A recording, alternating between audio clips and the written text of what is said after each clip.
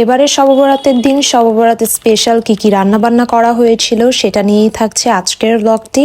তো চলেন কথা না বাড়িয়ে আজকের ব্লগটি শুরু করা যাক। আর শবে বরাতের হালুয়াটা দেখা যায় সবসময় আমাদের আগের দিন রাতেই বানানো হয় এবং বেশিরভাগ মানুষই আগের দিনই বানায়। তো এখানে হালুয়া যেহেতু বানানো হবে তাই আমি আম্মুকে বাদাম কেটে দিচ্ছিলাম, যেহেতু হালুয়া সার্ভিংয়ের সময় বাদাম লাগবে আর সব সময় বাদাম আমিই কেটে দিই। এখানে 2 টাইপের বাদাম আম্মু আমাকে দিয়েছিল কেটে দেওয়ার জন্য। আর এখানে আম্মু এখন হালুয়া রান্না শুরু করে দিবে। তো ফার্স্টে আম্মু ঘি দিয়ে দিল, দেন দারচিনি, তেজপাতা, এলাচ দিয়ে দিল। আর প্রথমেই আম্মু বুটের হালুয়াটা রান্না করবে। তো বুটের হালুয়াটা রান্না করার জন্য আম্মু ফার্স্টে বুটগুলোকে ভিজিয়ে রেখেছিল, দেন ওইটাকে সেদ্ধ করে তারপর ব্লেন্ড করে নিয়েছিল। দেন ওই মিক্সচারটাই আম্মু এখন দিয়েছে আর এখন ভালো মতো আম্মু নেড়ে নিচ্ছিল। আর এই হালুয়াটা অনবরত নাড়তে থাকতে হয়, নতুবা লেগে যায়।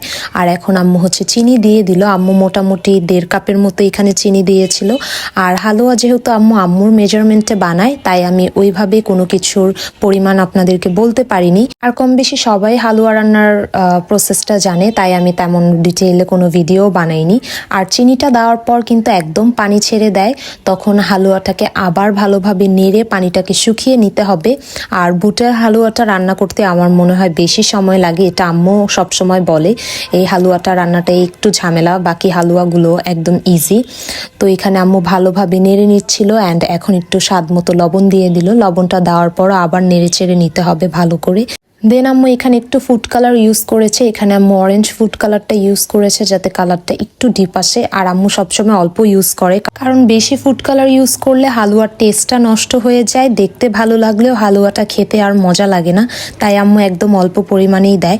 আর হালুয়ার কনসিস্টেন্সিটা যখন ঠিক এরকম চলে আসবে, পাতিলের গায়ে লাগবে না, তখনই বুঝতে হবে হালুয়াটা একদম হয়ে গিয়েছে। তো আমাদের হালুয়াটা আর 2 থেকে 3 মিনিট রান্না করে নিলেই হয়ে যাবে। আর এবার আমরা হচ্ছে হালুয়াটা সেট করে দেন হচ্ছে কাটবো ভেবেছি, তাই হচ্ছে হালুয়াটা একটু বেশিক্ষণ রান্না করতে হয় এভাবে যদি আপনারা কেটে সার্ভ করতে চান। তো এখানে আম্মু একটা হচ্ছে বড় ডিশের মধ্যে ঘি মাখিয়ে নিল আর হালুয়াটা এখানে ঢেলে দিল।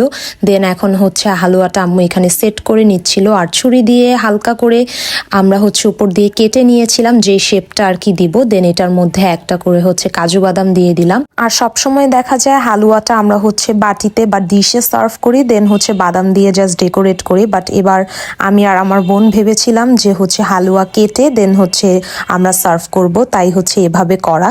আর বাদামটাও আমরা সাথে সাথেই দিয়ে দিয়েছিলাম, কারণ বুটের হালুয়াটা কিন্তু পরবর্তীতে অনেক শক্ত হয়ে যাবে। দেন হচ্ছে বাদামটাও ঠিক মতো বসানো যাবে না, তাই আগের থেকেই দিয়ে দিয়েছিলাম যাতে বাদামটা ঠিকভাবে হালুয়াতে সেট হতে পারে। তো এদিকে আম্মু আরেকটা হালুয়া রান্না করতে চলে গেল। হালুয়াটা রান্নার জন্য আম্মু আবারও হচ্ছে ঘি দিয়ে দিল। আর এখন রান্না করছিল আম্মু সুজির হালুয়া। আর আম্মু 1.5 কাপের মতো সুজি দিয়েছিল। এখন ঘিয়ের সাথে সুজিটাকে ভালোভাবে কিছুক্ষণ ভেজে নিচ্ছিল। তো কিছুক্ষণ ভাজা হয়ে গেলে এখন আম্মু এর মধ্যে হচ্ছে 1.5 কাপের মতো গরম পানি দিয়েছিল। তো গরম পানি দেওয়ার পর এখন আবারও কিছুক্ষণ ভালোভাবে নেড়েচেড়ে নেওয়া হচ্ছিল। দেন এর মধ্যে হচ্ছে চিনি দিয়ে দিল। চিনি আম্মু 1 কাপের মতো দিয়েছিল। চিনি দেওয়ার পর আবারও কিছুক্ষণ নেড়ে চেড়ে নিতে হবে। আর হালুয়াতে চিনিটা ব্যবহার করার পরই কিন্তু একদম পানি ছেড়ে দেয়, তো এটাকেও ভালোভাবে নেড়ে পানিটাকে শুকিয়ে নিতে হবে। আর সুজির হালুয়াটা কিন্তু অনেক তাড়াতাড়ি রান্না হয়ে যায়। তো এইদিকে আম্মু হচ্ছে একটু স্বাদ মতো লবণও দিয়ে দিল।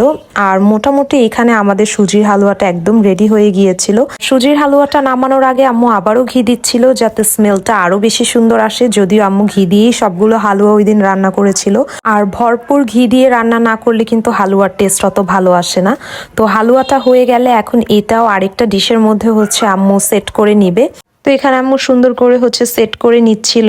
আর এটাতে আমরা যেই শেপটা দিতে চাচ্ছিলাম এখানে ছুরি দিয়ে আলতো করে উপরে দিয়ে হচ্ছে শেপটা দিয়ে রাখছিলাম। আমরা পুরাটা হালুয়া আর কি কাটি নেই, অল্প করে হচ্ছে একটা চিহ্ন দিয়ে রাখলাম যাতে এভাবে পরবর্তীতে যখন সেট হয়ে যাবে তখন কেটে নিতে পারি। আর এটাতে হচ্ছে আমরা কাঠবাদাম দিয়েছিলাম উপর দিয়ে সুজির হালুয়াটাতে। তো এখানে সবগুলো কাঠবাদামও বসানো শেষ। আর এখন এদিকে আম্মু আরেকটা হালুয়া বানাবে। আর এখন আম্মু হচ্ছে গাজরের হালুয়া বানাবে। গাজরের হালুয়াটাও সেম ঘি দিয়ে দিল, এলাচ, দারচিনি, তেজপাতা সব দিয়ে এখানে হচ্ছে গ্রেট করে রাখা গাজরগুলো দিয়ে গাজরটা ঘিয়ের মধ্যে ভালোভাবে ভেজে নিচ্ছিল। দেন ভালোভাবে ভাজা হয়ে গেলে এখানে আম্মু হচ্ছে চিনি দিয়ে দিল। এখানেও 1.5 কাপের মতো বা 1 কাপের মতো আম্মু চিনি দিয়েছিল। চিনিটা দেওয়ার পর গাজরের সাথে আবারও ভালোভাবে নেড়েচেড়ে মিক্সড করে নিতে হবে। দেন আম্মু দিয়েছিল হচ্ছে 1/3 কাপের মতো গুঁড়া দুধ দিয়েছিল এখানে গাজরের হালুয়ার মধ্যে। আর দুধটা দেওয়ার পর কিছুক্ষণ রান্না করে নিলে কিন্তু গাজরের হালুয়াটাও একদম রেডি হয়ে যাবে। আর গাজরের হালুয়াটাও একদম ইজি ছিল রান্নাটা। তো গাজরের হালুয়াটা রান্না হয়ে গেলে এখানে গাজরের হালুয়াটাও একটা প্লেটের মধ্যে সেট করে নিচ্ছিলাম। আর গাজরের হালুয়ার মধ্যে কেটে রাখা হচ্ছে বাদাম কুচিগুলো দিয়ে দিচ্ছিলাম। আর এদিকে আমার বোন ওই দিন বানিয়েছিল হচ্ছে নারকেলের হালুয়া। তো ফার্স্টে হচ্ছে নারকেলকে কুচি করে দেন হালকা ব্লেন্ড করে নিয়েছিল, দেন ঘি দিয়ে দিল, চিনি দিয়ে দিল, আর এখানে হচ্ছে লিকুইড মিল্ক দিল। তো সবকিছু দেওয়ার পর এখন ভালোভাবে নেড়েচেড়ে হালুয়াটাকে রান্না করে নিতে হবে। আর নারকেলের হালুয়াতে আপনার আর কিছুই করা লাগবে না, আপনি জাস্ট কিছুক্ষণ পরপর নেড়েচেড়ে নেবেন। আর নারকেলটা যখন একদম ঠিক কনসিস্টেন্সিতে চলে আসবে তখন বুঝবেন আপনার হালুয়াটা হয়ে গেছে। এখানে আর কোনো ধরনের কিছুই আপনার দিতে হবে না। আর এই পর্যায়ে দেখতে পাচ্ছেন আমাদের হালুয়াটা কিন্তু ঘন হয়ে গিয়েছিল, ঠিক হয়ে গিয়েছিল। তো আমরা হালুয়াটা এর পর্যায়ে নামিয়ে নিয়েছিলাম। আর এই হালুয়াটা পরিমাণে একটু অল্প বানিয়েছিল আমার বোন, যেহেতু ফার্স্ট টাইম ট্রাই করেছে তাই। তো এখানে ছোট্ট একটা প্লেটের মধ্যে হালুয়াটা সেট করা হয়েছিল। আর এই হালুয়াটা একটু লম্বা করে আমার বোন শেপ দিতে চাচ্ছিল, তাই এভাবে হালকা করে কেটে নিয়েছিল। দেন উপরে হচ্ছে পেস্তা বাদাম কুচি দিয়ে দিচ্ছিল, যেহেতু হালুয়াটা হোয়াইট তাই পেস্তা বাদামের কুচিটা বেশ ভাল লাগছিল দেওয়ার পর। আর আম্মু এখানে ওই দিন খাওয়ার জন্য হচ্ছে গরুর মাংস রান্না করবে, তাই এখানে হচ্ছে একটা পাতিলের মধ্যে গরুর মাংস দিয়ে দিল, দেন তেজপাতা দিয়ে দিল, তারপর হচ্ছে দিল পেঁয়াজ কুচি, আদা রসুন বাটা, জিরা বাটা সব কিছুই একদম দিয়ে দিল। আম্মু আর কি মাখিয়ে আজকের মাংসটা বসিয়ে দিবে। দেন স্বাদ মতো লবণ, মরিচের গুঁড়া, হলুদের গুঁড়া, ধনিয়ার গুঁড়া সব কিছুই দিয়ে দিয়েছিল, সাথে গরম মশলার গুঁড়াও দিল। দেন হচ্ছে তেল দিয়ে দিল। তো সব কিছু দেওয়ার পর এখানে হচ্ছে ভালোভাবে মাংসটা মাখিয়ে নেওয়া হচ্ছিল।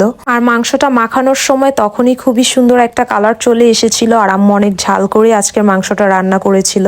আর মাংস রান্নার সময় এই ছোট্ট ক্লিপটা নিয়ে রেখেছিলাম, তেমন কোনো আর ভিডিও করিনি। আর মাংসটা রান্নার সময় অলরেডি খুব সুন্দর একটা কালার চলে এসেছিল। তো সবকিছু রান্না বান্না শেষ হয়ে গেলে এখানে আমরা সবগুলো খাবার তখন সার্ভ করেছিলাম অ্যান্ড সেগুলোর ক্লিপই নিয়ে রেখেছিলাম। তো সববেলাতে মোটামুটি এই আইটেমগুলোই আমাদের বাসায় এবার বানানো হয়েছিল অ্যান্ড সেটাই আপনাদের সাথে শেয়ার করলাম। আশা করি ব্লগটি আপনাদের কাছে ভালো লাগবে। আল্লাহ হাফেজ সবাইকে।